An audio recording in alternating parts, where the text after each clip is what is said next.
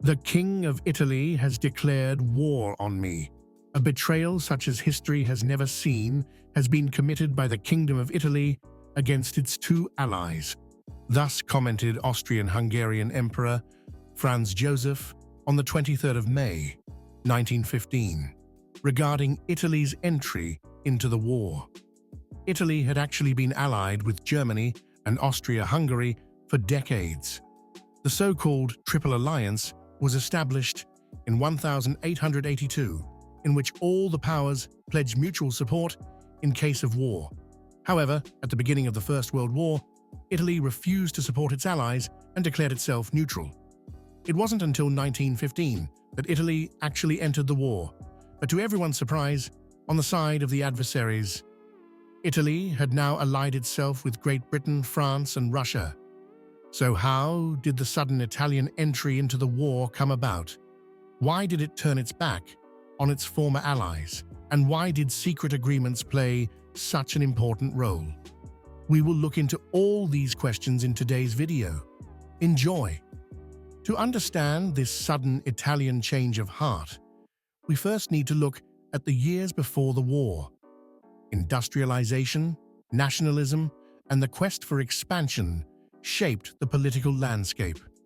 Great powers such as Great Britain, France, Germany, Austria-Hungary, and Russia competed for territorial and economic dominance in the world.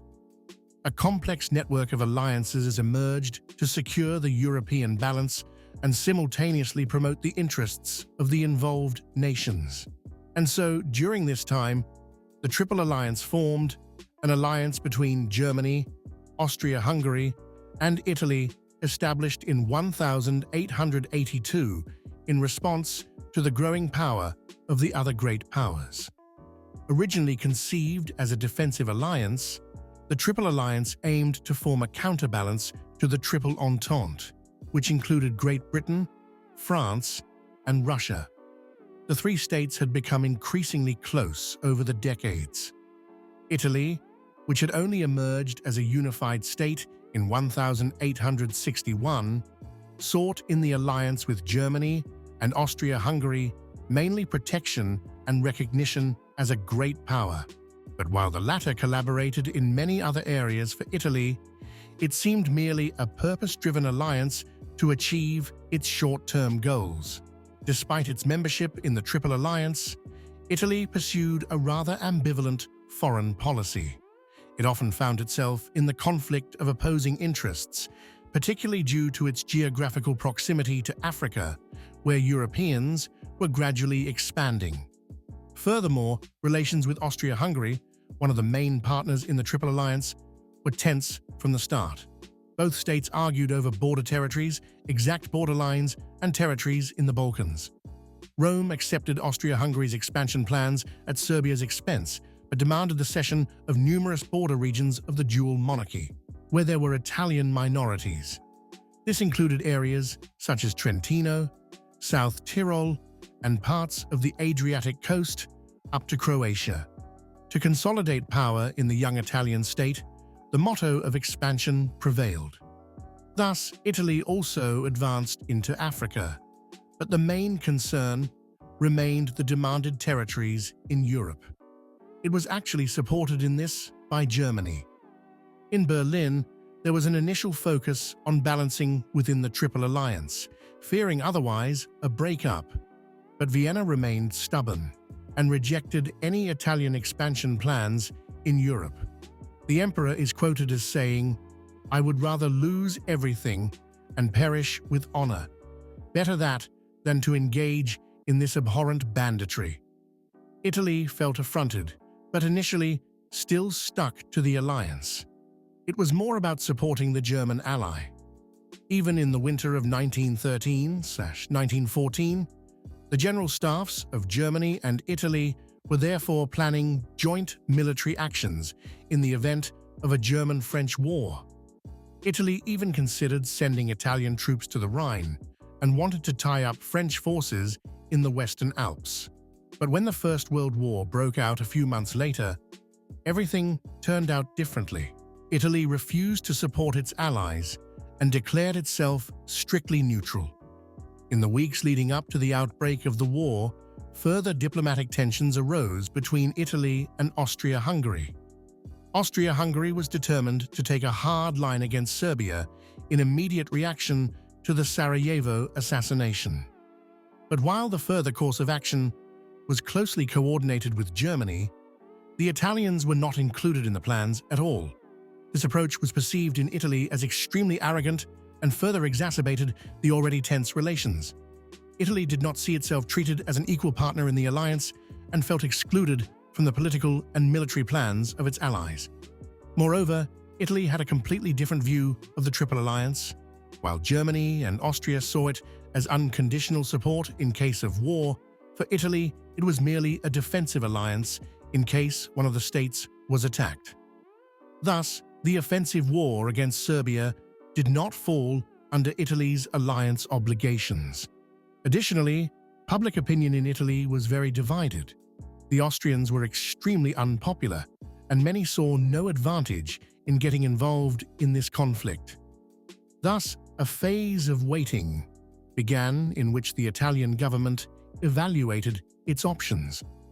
Initially, Italy likely saw an opportunity to use its position to persuade Austria-Hungary to cede the demanded territories.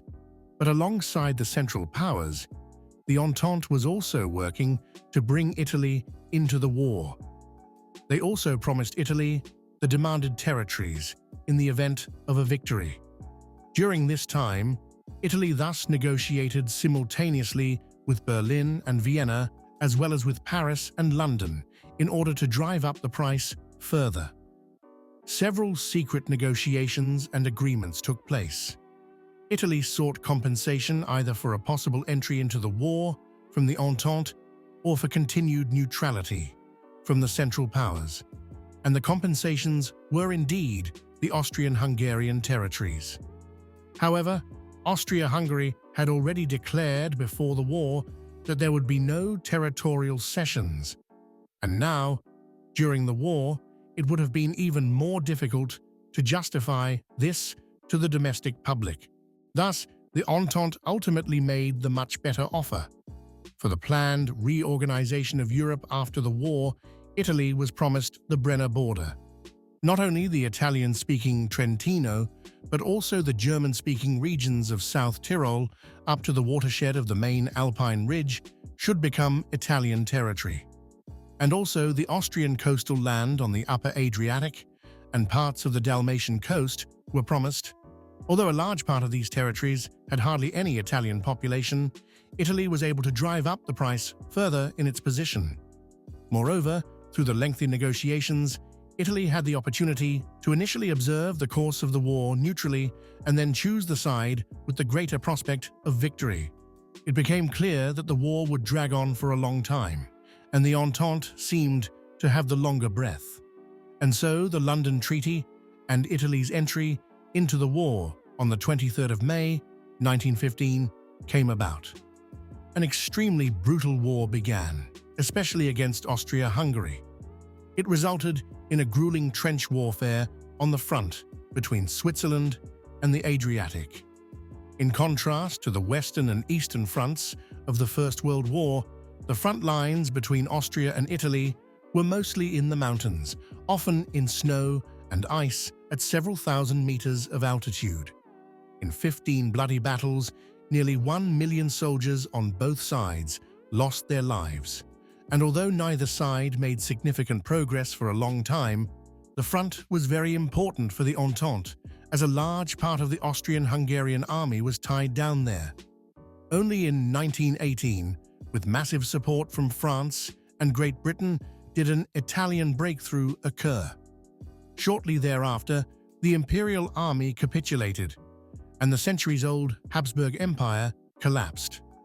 Despite the difficult war years, Italy achieved some of its war goals, particularly regarding territorial gains.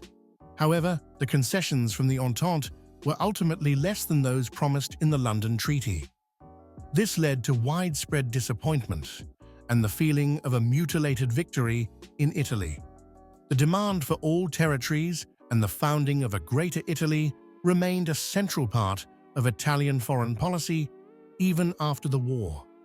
And this eventually contributed to the rise of fascism and Benito Mussolini in the 1920s.